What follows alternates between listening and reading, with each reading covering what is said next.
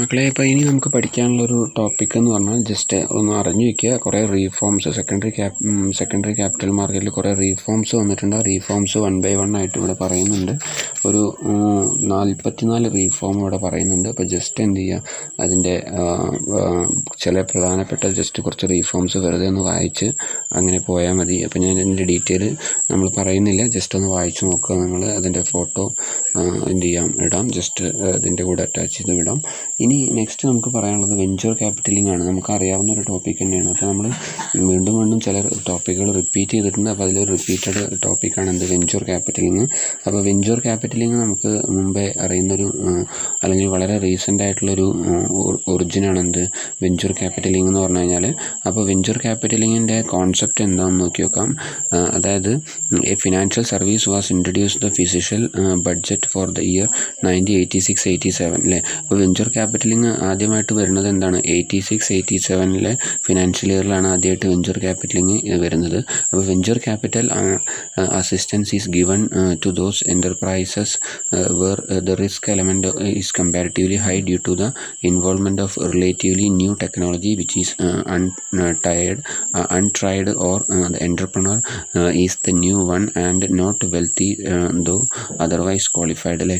അപ്പോൾ ശരിക്കും venture capital എന്ന് പറഞ്ഞു കഴിഞ്ഞാൽ ഒരു അസിസ്റ്റൻസ് ആണ് അല്ലേ, ഒരു അസിസ്റ്റൻസ് കൊടുക്കുകയാണ്. അതായത് ഹൈലി റിസ്കി എലമെൻറ്റ്സ് വരുന്ന അല്ലെങ്കിൽ റിസ്കിൻ്റെ ഇൻവോൾവ്മെൻറ്റ് കൂടുതലായിട്ട് വരുന്ന എന്ത് ചെയ്യുക, പുതിയ എൻ്റർപ്രൈസസിൽ അല്ലെ, പുതിയ എൻ്റർപ്രൈസസിൽ അല്ലെങ്കിൽ കുറച്ചുകൂടി എന്താണെന്ന് വെച്ചാൽ പുതിയ ഓൺട്രപ്രണർ വരുന്ന സമയത്ത്, അല്ലെങ്കിൽ അത്ര തന്നെ വെൽത്തി അല്ലാത്ത ഒരു ആളുകൾ എന്താണ് അവരുടേതായിട്ടുള്ള ഒരു എൻ്റർപ്രൈസ് അല്ലേ. അപ്പം അങ്ങനെ എല്ലാ അർത്ഥത്തിലും പുതുതായിട്ട് വരുന്ന അല്ലെങ്കിൽ റിസ്കി ആയിട്ട് വരുന്ന, കമ്പാരിറ്റീവ്ലി ഹൈലി റിസ്കി ആയിട്ട് വരുന്ന അല്ലെങ്കിൽ പുതിയ ടെക്നോളജീസ്, റിലേറ്റീവ്ലി ന്യൂ ടെക്നോളജീസിൻ്റെ ഇൻവോൾവ്മെൻ്റ് വരുന്ന, അങ്ങനെ പുതിയ ഓൺട്രപ്രണേഴ്സ് വരുന്ന അല്ലെങ്കിൽ വെൽത്തി അല്ലാത്ത എൻ്റർപ്രൈസസിന് ഒക്കെ എന്താണ് അവിടെ ഹൈ റിസ്ക് ആണ്. അപ്പോൾ ആ റിസ്ക്കൊക്കെ കവർ ചെയ്യാൻ വേണ്ടിയിട്ട് ഒരു ഫിനാൻഷ്യൽ അസിസ്റ്റൻസ് കൊടുക്കുന്നതിനാണ് നമ്മൾ എന്ത് പറയുക, വെഞ്ചർ ക്യാപിറ്റലിംഗ് എന്ന് പറയുക. അപ്പോൾ venture capital can be loosely referred as the financing of new ideas and technologies അല്ലേ. അല്ലെങ്കിൽ നമുക്ക് എന്ത് പറയുക വെച്ചാൽ വെഞ്ചർ ക്യാപിറ്റലിംഗ് എന്ന് പറഞ്ഞു കഴിഞ്ഞാൽ എന്താണ്, അതായത് പുതിയ ഐഡിയാസ് അല്ലെങ്കിൽ പുതിയ ടെക്നോളജീസ് എന്ത് ചെയ്യുക, പുതിയ ടെക്നോളജീസ് റെഫർ ചെയ്യുക അല്ലെങ്കിൽ പുതിയ ടെക്നോളജീസ് ഇംപ്ലിമെൻറ്റ് ചെയ്ത് കൊടുക്കുക, അപ്പോൾ അതിനുള്ള സഹായം ചെയ്ത് കൊടുക്കുക. അതിനെയാണ് നമ്മൾ എന്ത് പറയുക, വെഞ്ചർ ക്യാപിറ്റലിംഗ് എന്ന് പറയുക. അപ്പോൾ വെഞ്ചർ ക്യാപിറ്റലിംഗ് നമുക്ക് ജനറലി നമുക്ക് കുറേ ടൈപ്പ് വെഞ്ചർ ക്യാപിറ്റലിംഗ് നമുക്കിവിടെ പറയുന്നുണ്ട്. ഫിനാൻസ് ന്യൂ, എങ്ങനെയൊക്കെയാണ് വെഞ്ചർ ക്യാപിറ്റലിങ്ങിലൂടെ ചെയ്യുന്നതെന്ന് വെച്ചാൽ finance new and rapidly growing companies അല്ലേ. അപ്പോൾ ഏറ്റവും കൂടുതലായിട്ട് വേഗത്തിൽ വളർന്നുകൊണ്ടിരിക്കുന്ന പുതിയ കമ്പനികൾക്ക് എന്ത് കൊടുക്കാറുണ്ട്, വെഞ്ചർ ക്യാപിറ്റലിംഗ് ചെയ്ത് കൊടുക്കാറുണ്ട്. അതുപോലെ തന്നെ പർച്ചേസ് ഇക്വിറ്റി സെക്യൂരിറ്റീസ് അല്ലേ. അപ്പോൾ ഇക്വിറ്റി സെക്യൂരിറ്റീസ് പർച്ചേസ് ചെയ്യാനായിട്ടുള്ള വെഞ്ചർ ക്യാപിറ്റലിംഗ് ചെയ്ത് കൊടുക്കാറുണ്ട്. അപ്പോൾ assist in the development of new products or services അല്ലെ, പുതിയ പ്രൊഡക്റ്റുകളും അല്ലെങ്കിൽ സർവീസുകളുടെയൊക്കെ പുതിയ പ്രൊഡക്ട്സ് അല്ലെങ്കിൽ ന്യൂ സർവീസസ് ഒക്കെ എന്താണ് ഡെവലപ്പ് ചെയ്യാൻ അതിന് വേണ്ടിയിട്ടുള്ള എന്ത് ചെയ്യാറുണ്ട്, വെഞ്ചർ ക്യാപിറ്റലിംഗ് ചെയ്യാറുണ്ട്. പിന്നെ അതുപോലെ തന്നെ എന്താണെന്ന് വെച്ചാൽ add value to the company through active participation അല്ലേ. അതായത് എന്ത് ചെയ്യുക, വാല്യൂ ആഡ് ചെയ്ത് കൊടുക്കുക അല്ലെങ്കിൽ എന്താണ് ന്യൂ പാർട്ടിസിപ്പേഷൻ അല്ലെങ്കിൽ ആക്റ്റീവ് പാർട്ടിസിപ്പേഷൻ ഉറപ്പുവരുത്താൻ വേണ്ടിയിട്ട് എന്ത് ചെയ്യാറുണ്ട്, വെഞ്ചർ ക്യാപിറ്റലിംഗ് ചെയ്യാറുണ്ട്. പിന്നെ take higher risk with expectation of higher rewards അല്ലേ. അതായത് ഹയർ റിസ്ക് കവർ ചെയ്യാൻ വേണ്ടിയിട്ട് ഹയർ എക്സ്പെക്റ്റേഷൻ ഉള്ള സമയത്ത് അല്ലെങ്കിൽ ഹയർ റിവാർഡ്സിന് വേണ്ടിയിട്ടൊക്കെ എന്ത് ചെയ്യാറുണ്ട്, വെഞ്ചർ ക്യാപിറ്റലിംഗ് ചെയ്യാറുണ്ട്. Have A long term orientation അല്ലേ. അപ്പോൾ ലോങ് ടേം ഓറിയൻറ്റേഷനിലുള്ള പല കാര്യങ്ങളിലും എന്ത് ചെയ്യാറുണ്ട്, വെഞ്ചർ ക്യാപിറ്റലിംഗ് ചെയ്യാറുണ്ട്. അപ്പോൾ വെഞ്ചർ ക്യാപിറ്റലിംഗ് എന്നുള്ളതുകൊണ്ട് ഉദ്ദേശം ഇത്രയാണ്. അതായത് എന്ത് ചെയ്യുക വെച്ചാൽ ന്യൂ ഐഡിയാസ് അല്ലെങ്കിൽ ന്യൂ ടെക്നോളജീസ് എന്ത് ചെയ്യുക, കൊടുക്കുക അല്ലെങ്കിൽ ഫിനാൻസ് ചെയ്യുക അല്ലേ. അപ്പോൾ അതിനെയാണ് നമ്മൾ എന്ത് പറയുക, വെഞ്ചർ ക്യാപിറ്റലിംഗ് എന്നുള്ളതുകൊണ്ട് ഉദ്ദേശിക്കുന്നത്. അപ്പോൾ വെഞ്ചർ ക്യാപിറ്റലിംഗ് ആദ്യമായിട്ട് വരുന്നത് 1986-87 ഫിനാൻഷ്യൽ ഇയറിലാണ് എന്ത് ചെയ്യുന്നത്, വെഞ്ചർ ക്യാപിറ്റലിംഗ് എന്നുള്ള ഒരു കോൺസെപ്റ്റ് ഇന്ത്യയിൽ ആദ്യമായിട്ട് കൊണ്ടുവരുന്നത്. പിന്നെ അതുപോലെ തന്നെ എന്താണെന്ന് വെച്ചാൽ ഹൈലി റിസ്കി ആയിട്ടുള്ള, കമ്പാരിറ്റീവ്ലി ഹൈ റിസ്ക് ഉള്ള അല്ലെങ്കിൽ പുതിയ ടെക്നോളജീസ് ഇംപ്ലിമെൻറ്റ് ചെയ്യേണ്ട, അതല്ലെങ്കിൽ ന്യൂ ഓൺട്രപ്രണേഴ്സ്, അതല്ലെങ്കിൽ എന്താണ് അത്ര തന്നെ വെൽത്തി അല്ലാത്ത എൻ്റർപ്രൈസസിനൊക്കെയാണ് എന്ത് ചെയ്യുന്നത്, വെഞ്ചർ ക്യാപിറ്റലിംഗ് എന്നുള്ള ഫിനാൻഷ്യൽ സർവീസ് കൊടുത്തിട്ടുള്ള അസിസ്റ്റൻസ് എന്ത് ചെയ്യുന്നത്, ലഭ്യമാകുന്നത്. അപ്പോൾ ഇതാണ് വെഞ്ചർ ക്യാപിറ്റലിങ്ങിനെ കുറിച്ച് നമുക്ക് പറയാനുള്ളത്. ഇനി വെഞ്ചർ ക്യാപിറ്റലിങ്ങിന് കിട്ടണമെങ്കിൽ കുറച്ച് എലിജിബിലിറ്റീസ് ഉണ്ട് അല്ലേ. അപ്പോൾ എന്താണ് വെഞ്ചർ ക്യാപിറ്റലിങ്ങിൻ്റെ eligibility to obtain venture capital finance? അപ്പോൾ താഴെ പറയുന്ന എലിജിബിലിറ്റീസ് ഉണ്ടെങ്കിൽ മാത്രമാണ് വെഞ്ചർ ക്യാപിറ്റലിംഗ് എന്നുള്ള അസിസ്റ്റൻസ് ലഭ്യമാവുള്ളൂ. അപ്പോൾ എന്താ വെച്ചാൽ the project is related with novel idea or new invention or improved technology or skill അല്ലേ. അപ്പോൾ ശരിക്കും എന്താണ് പുതിയൊരു ഐഡിയ, പുതിയൊരു ടെക്നോളജി ഉപയോഗിച്ചിട്ടുള്ള അല്ലെങ്കിൽ പുതിയ സ്കില്ല് ഉപയോഗിക്കേണ്ടതായിട്ടുള്ള പ്രൊജക്റ്റുകളിൽ മാത്രമാണ് എന്ത് ചെയ്യാറുള്ളൂ സാധാരണ വെഞ്ചർ ക്യാപിറ്റൽ ഫിനാൻസിങ് അല്ലെങ്കിൽ വെഞ്ചർ ക്യാപിറ്റൽ അസിസ്റ്റൻസ് ലഭ്യമാവാറുള്ളൂ. പിന്നെ it should be capable of commercial exploitation and operation അല്ലേ. അപ്പോൾ എന്താവണം ഈ എന്താണ് പ്രൊജക്റ്റ് എന്താവണമെന്ന് വെച്ച് കഴിഞ്ഞാൽ കൊമേഴ്ഷ്യൽ എക്സ്പ്ലോയിറ്റേഷൻ ഉതകുന്ന ഒരു പ്രൊജക്റ്റ് ആവണം. അപ്പോൾ അതിൻ്റെ ഓപ്പറേഷനൊക്കെ എന്താവണം കുറച്ചും കൂടി കൊമേഴ്ഷ്യൽ എക്സ്പ്ലോയിറ്റേഷന് പറ്റുന്ന രീതിയിലുള്ള ഒരു പ്രൊജക്റ്റ് ആവണം. എങ്കിൽ മാത്രമേ വെഞ്ചർ ക്യാപിറ്റലിങ് അല്ലെങ്കിൽ വെഞ്ചർ ക്യാപിറ്റൽ ഫിനാൻസിങ് ലഭ്യമാവുള്ളൂ. പിന്നെ അതുപോലെ തന്നെ project is related with new product which has good demand prospective. അപ്പോൾ പ്രൊജക്റ്റ് എന്താണെന്ന് വെച്ചാൽ ഒരു പ്രൊഡക്റ്റിന് വേണ്ടിയിട്ടുള്ള ഒരു ന്യൂ പ്രൊഡക്റ്റുമായി റിലേറ്റഡ് ആയിട്ടുള്ള ഒരു പ്രൊജക്റ്റ് ആവണം. അപ്പോൾ അതിന് നല്ല ഡിമാൻഡ് ഉണ്ടാവുകയും വേണം. അപ്പോൾ അങ്ങനെയുള്ള പ്രൊജക്റ്റിനാണ് വെഞ്ചർ ക്യാപിറ്റലിംഗ് ഫിനാൻസിങ് ലഭ്യമാവുള്ളൂ. പിന്നെ it must have attained the pre production stage അല്ലേ. അപ്പോൾ ശരിക്കും എന്താണെന്ന് വെച്ച് കഴിഞ്ഞാൽ ഒരു പ്രീ പ്രൊഡക്ഷൻ സ്റ്റേജിൽ തന്നെ എന്താണ് ശരിക്ക് എന്ത് കൊടുക്കാറുണ്ട് ഈ വെഞ്ചർ ക്യാപിറ്റലിംഗ് ഫിനാൻസിങ് കൊടുക്കാറുണ്ട് അല്ലേ. അപ്പോൾ ശരിക്കും എന്താ വെച്ചാൽ വെഞ്ചർ ക്യാപിറ്റലിംഗ് ഫിനാൻസിങ് എന്നുള്ളത് എന്താണ് ഒരു അസിസ്റ്റൻസ് ആണ്. മേ ബി ഒരു ഫിനാൻഷ്യൽ അസിസ്റ്റൻസ് ആവാം, അല്ലെങ്കിൽ എന്താവാം അതായത് assistance with new ideas and technologies ആവാം അല്ലേ. അപ്പോൾ ഇതിനെയാണ് ശരിക്കും എന്താ പറയുക വെഞ്ചർ ക്യാപിറ്റലിംഗ് എന്ന് പറയുക. ഇനി വെഞ്ചർ ക്യാപിറ്റലിങ്ങിന് ഡിഫറെൻറ്റ് സ്റ്റേജസ്. അപ്പോൾ പ്രധാനമായിട്ടും ഒരു 6 സ്റ്റേജസാണ് ഒരു 3 സ്റ്റേജാണ് നമ്മൾ എന്ത് പറയുന്നത് വെഞ്ചർ ക്യാപിറ്റലിംഗ് സ്റ്റേജ് ആയിട്ട് പറയുന്നത്. ഒന്ന് ഏർലി സ്റ്റേജ്. അപ്പോൾ ഏർലി സ്റ്റേജ് എന്ന് പറഞ്ഞു കഴിഞ്ഞാൽ early stage comprise seed stage, startup and first stage അല്ലേ. അപ്പോൾ ഏർലി സ്റ്റേജ് എന്ന് പറഞ്ഞാൽ അതിനെ 2 ഘട്ടമായിട്ട് തരംതിരിച്ചിട്ടുണ്ട്. ഒന്ന് എന്താണ് സീഡ് സ്റ്റേജും, ഒന്നെന്താണ് സ്റ്റാർട്ടപ്പ് അല്ലെങ്കിൽ ആൻഡ് ഫസ്റ്റ് സ്റ്റേജ് അല്ലേ. സ്റ്റാർട്ടപ്പ് സ്റ്റേജ് എന്ന് പറയും അല്ലെങ്കിൽ ഫസ്റ്റ് സ്റ്റേജ് എന്നും പറയും. അപ്പോൾ എന്താണ് സീഡ് എന്ന് പറഞ്ഞാൽ the new entrepreneur company sows the seed of his novel idea or project.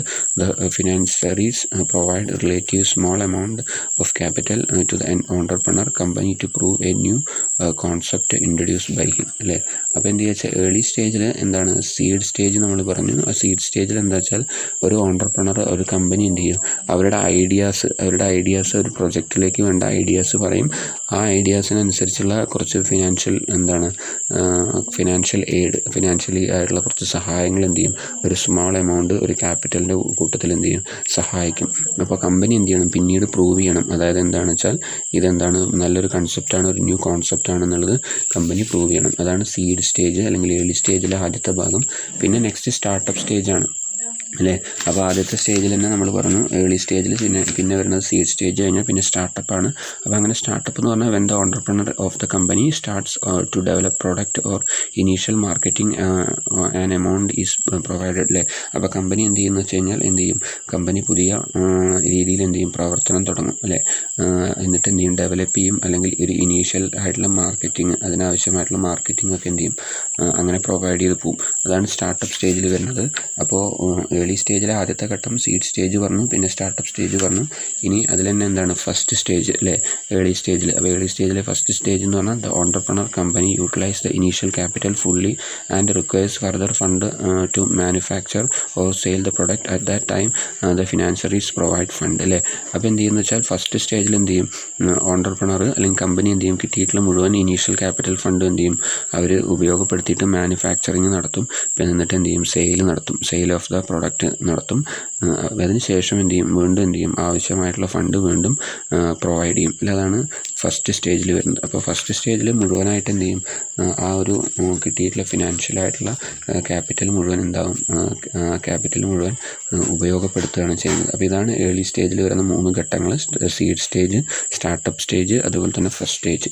അപ്പോൾ ഇതാണ് വെഞ്ചർ ക്യാപിറ്റലിങ്ങിൻ്റെ ആദ്യത്തെ സ്റ്റേജ്. ഇനി രണ്ടാമത്തെ സ്റ്റേജ് പറഞ്ഞാൽ എക്സ്പാൻഷൻ സ്റ്റേജാണ്. എന്താണ് എന്താണ് എക്സ്പാൻഷൻ സ്റ്റേജ് എന്ന് വെച്ചാൽ ദി സ്റ്റേജ് കവേഴ്സ് അല്ലേ സെക്കൻഡ് സ്റ്റേജും തേർഡ് സ്റ്റേജും അതുപോലെ തന്നെ ബ്രിഡ്ജ് സ്റ്റേജും, ഇത് 3 സ്റ്റേജും കൂടി വരുന്നതാണ് എന്ത് എക്സ്പാൻഷൻ സ്റ്റേജ് എന്ന് പറഞ്ഞിട്ടുള്ള സ്റ്റേജ്. അപ്പോൾ എക്സ്പാൻഷൻ സ്റ്റേജിൽ സെക്കൻഡ് സ്റ്റേജ് എന്താണെന്ന് നോക്കാം. Working capital is provide to the company for its initial expansion. In the stage the company started production and marketing but not yet showed a profit അല്ലേ. അപ്പോൾ രണ്ടാമത്തെ സ്റ്റേജിൽ, അതായത് എക്സ്പാൻഷൻ സ്റ്റേജിലെ ആദ്യത്തെ ഘട്ടമാണ് എന്ത് സെക്കൻഡ് സ്റ്റേജ്. അതിൽ വർക്കിംഗ് ക്യാപിറ്റൽ മുഴുവൻ എന്ത് ചെയ്യും, കമ്പനി എന്ത് ചെയ്യും, ഒരു ഇനീഷ്യൽ എക്സ്പാൻഷന് വേണ്ടിയിട്ട് ഉപയോഗിക്കും. അപ്പോൾ കമ്പനി എന്ത് ചെയ്യും, പ്രൊഡക്ഷൻ തുടങ്ങും. പക്ഷേ എന്താണ് അതിൻ്റേതായിട്ടുള്ള പ്രവർത്തനങ്ങളൊക്കെ ഒരു ഇതിൽ വരുമെങ്കിലും ഒരു പ്രോഫിറ്റ് കാണിച്ചു തുടങ്ങില്ല. അതാണ് സെക്കൻഡ് സ്റ്റേജ്, എക്സ്പാൻഷൻ സ്റ്റേജിലെ ആദ്യത്തെ ഘട്ടം സെക്കൻഡ് സ്റ്റേജ്. ഇനി അടുത്തത് തേർഡ് സ്റ്റേജാണ്. തേർഡ് സ്റ്റേജ് എന്ന് പറഞ്ഞാൽ എക്സ്പാൻഷൻ സ്റ്റേജിൽ തന്നെ വരുന്ന അടുത്തൊരു ഘട്ടമാണ് തേർഡ് സ്റ്റേജ്. അപ്പോൾ in the stage company attain the level or break even point at expecting further growth. Funds are provided for the major growth of the company. ആ ഒരു ഘട്ടത്തിൽ എന്ത് ചെയ്യുമെന്ന് വെച്ചാൽ കമ്പനി എന്ത് ചെയ്യും, ഒരു ബ്രേക്ക് ഈവൻ പോയിന്റിലെത്തും. ബ്രേക്ക് ഈവൻ പോയിന്റ് എന്ന് പറഞ്ഞാൽ എന്താണ്, ലാഭവും ഇല്ല നഷ്ടവും ഇല്ല, അങ്ങനെ ഒരു അവസ്ഥയിലേക്ക് എത്തും. അപ്പോൾ അവിടെ നിന്ന് അങ്ങോട്ട് കമ്പനി ഒരു ഫർദർ ഗ്രോത്തിനുള്ള ഒരു ഡെവലപ്മെൻറ്റിനുള്ള ഒരു എന്താണ് ഒരു ഇൻഡിക്കേഷൻ കാണിക്കും. അപ്പോൾ കൂടുതൽ ഫണ്ട് എന്ത് ചെയ്യും, കമ്പനിക്ക് വളരാൻ ആവശ്യമായിട്ടുള്ള കൂടുതൽ ഫണ്ട് പ്രൊവൈഡ് ചെയ്ത് കൊടുക്കും. അപ്പോൾ ഇതാണ് എക്സ്പാൻഷൻ സ്റ്റേജിലെ രണ്ടാമത്തെ ഘട്ടം തേർഡ് സ്റ്റേജ്. അപ്പോൾ സെക്കൻഡ് സ്റ്റേജ് കഴിഞ്ഞു, തേർഡ് സ്റ്റേജ് കഴിഞ്ഞു. ഇനി നെക്സ്റ്റ് പറയുന്നത് ബ്രിഡ്ജ് സ്റ്റേജ് ആണ്. അപ്പോൾ എന്താണ് ബ്രിഡ്ജ് സ്റ്റേജ് എന്ന് വെച്ചാൽ bridge loans is granted to the company when it is expected to go public within 6 to 12 months. അപ്പോൾ ഇങ്ങനെ തേർഡ് സ്റ്റേജ് കഴിഞ്ഞ് കഴിഞ്ഞാൽ കമ്പനിക്ക് എന്ത് ചെയ്യും, ലോൺ കൊടുക്കും. അപ്പോൾ ആ കമ്പനി ആ ലോൺ ഉപയോഗിച്ചിട്ട് എന്ത് ചെയ്യും, കമ്പനി എന്ത് വെച്ചാൽ പബ്ലിക്കിലേക്ക് ഒരു 6 to 12 മാസത്തിൻ്റെ ഉള്ളിലേക്ക് 12 മാസത്തിന് ഉള്ളിൽ അല്ലേ, ഒരു 6 മാസം അല്ലെങ്കിൽ ഒരു 12 മാസത്തിൻ്റെയൊക്കെ ഉള്ളിലായിട്ട് എന്ത് ചെയ്യും, ആ ലോൺ ഉപയോഗിച്ചിട്ട് പബ്ലിക്കിൻ്റെ അടുത്തേക്ക് എന്ത് ചെയ്യും, ഇറങ്ങിച്ചെല്ലുന്ന അല്ലെങ്കിൽ ആ ഒരു അത്രയും ഒരു കോൺഫിഡൻസ് ലെവൽ എന്ത് ചെയ്തിട്ടുണ്ടാവും, കമ്പനിയുടെ മാറിയിട്ടുണ്ടാവും. അപ്പോൾ ഈ ഒരു സ്റ്റേജാണ് എന്ത് ബ്രിഡ്ജ് സ്റ്റേജ് എന്ന് പറഞ്ഞാൽ. അപ്പോൾ ഇത് എക്സ്പാൻഷൻ സ്റ്റേജിൽ വരുന്ന ഒരു സ്റ്റേജാണ്. ദെൻ ലാസ്റ്റ് സ്റ്റേജ് എന്ന് പറഞ്ഞു കഴിഞ്ഞാൽ എന്താണെന്ന് വെച്ചാൽ ടേൺ അറൗണ്ട് സ്റ്റേജ് അല്ലേ.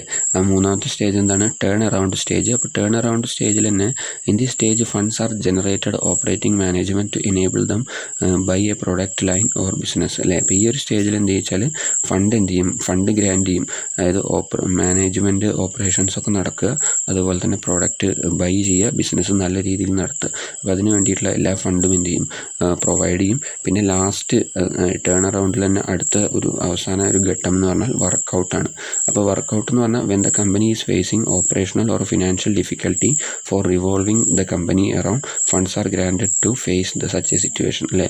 അപ്പോൾ കമ്പനി എന്ത് ചെയ്യുകയാണെന്ന് വെച്ചാൽ ഒരു ഓപ്പറേഷണൽ അല്ലെങ്കിൽ ഫിനാൻഷ്യൽ ഡിഫിക്കൽട്ടി എന്ത് ചെയ്യുകയാണ്, നേരിടുകയാണെന്ന് വിചാരിക്കുക. അപ്പോൾ കമ്പനിക്ക് നടന്നു പോകാനുള്ള ഒരു ബുദ്ധിമുട്ടുണ്ടെങ്കിൽ ആ ഒരു സമയത്ത് സ്വാഭാവികമായിട്ട് എന്ത് ചെയ്യും, ഫണ്ട് ഗ്രാൻഡ് ചെയ്യും. അപ്പോൾ ആ ഒരു സിറ്റുവേഷനെ ഫേസ് ചെയ്യാനുള്ള ഫണ്ട് എന്ത് ചെയ്യും, കമ്പനിക്ക് ഗ്രാൻഡ് ചെയ്യും. അതാണ് എന്ത് വർക്കൗട്ട് എന്ന് പറഞ്ഞു കഴിഞ്ഞാൽ. അപ്പോൾ ടേൺ അറൗണ്ട് സ്റ്റേജിൽ തന്നെ വരുന്ന അടുത്തൊരു ഘട്ടമാണ് ശരിക്കും വർക്കൗട്ട് എന്ന് പറഞ്ഞാൽ. അപ്പോൾ ശരിക്കും എന്താണെന്ന് വെച്ച് കഴിഞ്ഞാൽ വെഞ്ചർ ക്യാപിറ്റലിംഗ് എന്താണെന്ന് നമ്മൾ പറഞ്ഞു. വെഞ്ചർ ക്യാപിറ്റലിംഗ് സാധാരണയായിട്ട് നമുക്ക് എങ്ങനെയൊക്കെ ഏതെല്ലാം രീതിയിലാണ് വെഞ്ചർ ക്യാപിറ്റലിംഗ് കാണാൻ പറ്റുക, 6 രീതിയിൽ അല്ലെ 6 ടൈപ്പായിട്ട് വെഞ്ചർ ക്യാപിറ്റൽ എന്ത് ചെയ്യാറുണ്ട്, പ്രൊവൈഡ് ചെയ്യാറുണ്ട്.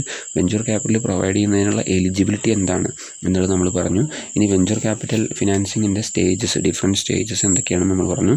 അപ്പം ശരിക്കും 3 സ്റ്റേജസ് ആണുള്ളത്. ഒന്ന് ഏർലി സ്റ്റേജിൽ തന്നെ നമ്മൾ seed stage, startup stage, first stage എന്ന് 3ആയിട്ട് ക്ലാസിഫൈ ചെയ്തിട്ടുണ്ട്. രണ്ടാമത്തെ സ്റ്റേജ് എന്ന് പറഞ്ഞു കഴിഞ്ഞാൽ എക്സ്പാൻഷൻ സ്റ്റേജാണ്. എക്സ്പാൻഷൻ സ്റ്റേജിൽ തന്നെ നമ്മൾ second stage, third stage, bridge stage എന്ന് 3ആയിട്ട് വീണ്ടും എന്ത് ചെയ്തിട്ടുണ്ട്, തരംതിരിച്ചിട്ടുണ്ട്. പിന്നെ ലാസ്റ്റ് വരുന്ന സ്റ്റേജാണ് എന്ത് turn around stage. Turn around stage കഴിഞ്ഞാൽ പിന്നെ അതിൽ തന്നെ ടേൺ അറൗണ്ട് സ്റ്റേജിൽ തന്നെ വർക്കൗട്ട് സ്റ്റേജും കൂടി എന്ത് ചെയ്യുന്നുണ്ട്, ഒരുമിച്ച് വരുന്നുണ്ട്. അപ്പോൾ ഇതെന്താണ് ഓരോന്നും എന്നുള്ളതാണ് നമ്മൾ ഡീറ്റെയിൽ ആയിട്ട് പറഞ്ഞത്. അപ്പോൾ ഇതുവരെയുള്ള കാര്യങ്ങളൊക്കെ ശ്രദ്ധിച്ച് കേൾക്കുക. എന്തെങ്കിലും സംശയങ്ങളുണ്ടെങ്കിൽ ചോദിക്കുക. അപ്പോൾ നമ്മളെ ഈ ചാപ്റ്റർ ഇവിടെ അവസാനിക്കുകയാണ്. Okay, thank you very much.